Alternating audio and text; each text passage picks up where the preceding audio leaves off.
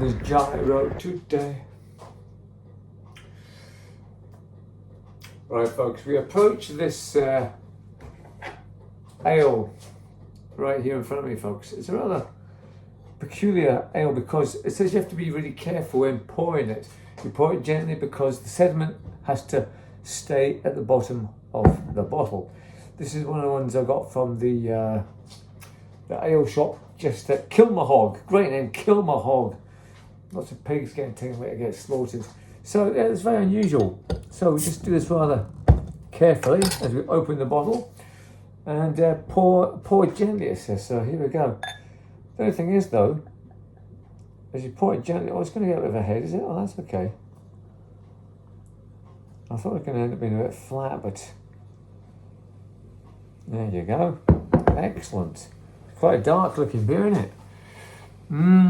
Looks good though. This is Laid Back. It's called Laid Back. Now, how apt can you get, folks? Laid Back here. So 4.2. I just don't want to mix up the 4.5. Beg your pardon, folks. A 4.5 waylaid. Let's see what this is all about and shall we? Here we go. Looking forward to this. It's been sitting in the back of the car for the last 4 days. I was actually going to give it to Andy for a real ale club, but you know how things are, folks.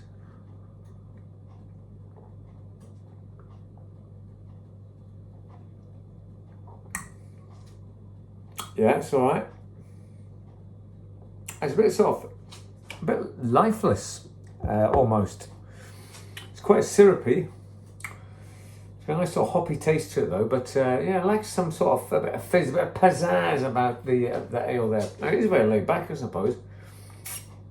But yeah, okay, we'll give it another pour. I don't let this pour carefully so the sediment stays in the bowl. What is the point? Does the sediment poison you or something? And how much do you leave? I mean, I hate leaving anything in it. I paid for it. It's £4.05 for that. Yeah, so it's quite a lifeless. So I suppose it's one of these acquired tastes sort of thing. So it's quite syrupy. Look, it's kind of, look at just not much of a head on it, but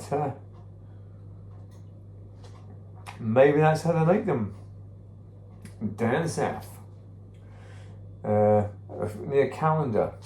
This is where this comes from. Calendar. I don't know if I actually like drinking that because it's almost like a flat Diet Coke. You know what I mean? Right, tonight for tea, we've got the good old Sour Joe's bread. Two little slices of that. We're going to toast that.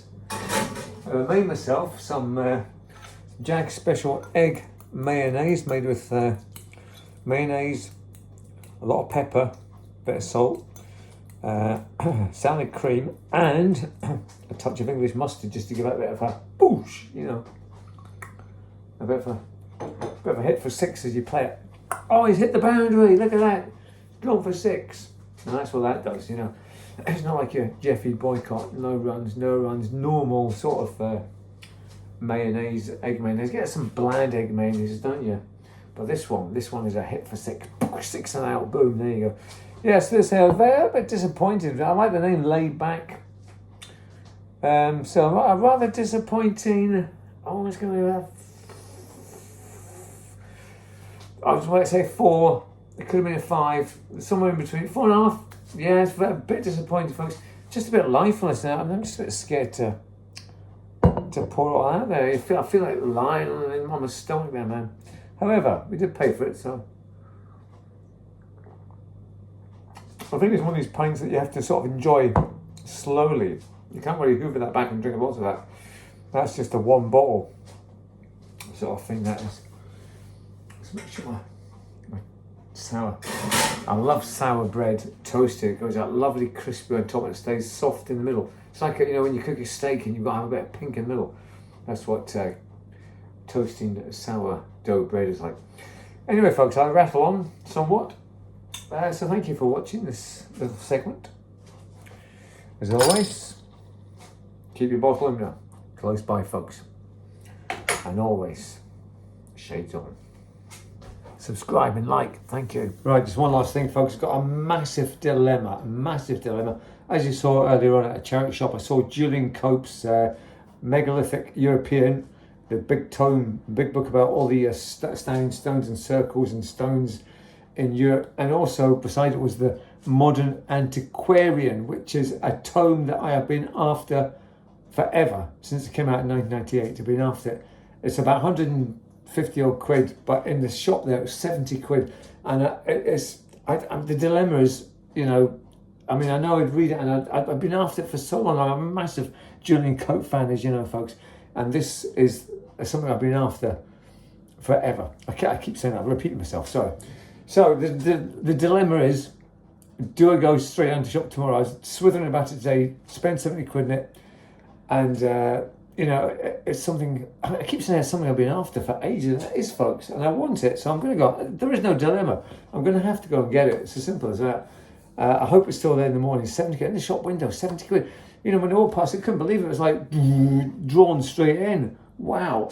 So, The Modern Antiquarian is a fantastic book about every single stone, circle, stone, prehistoric stones all around the country, man. The Modern Antiquarian. Gotta get it. Julian Cope.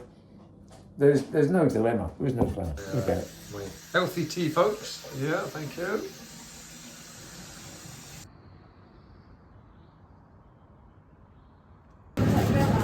Spot the difference, folks.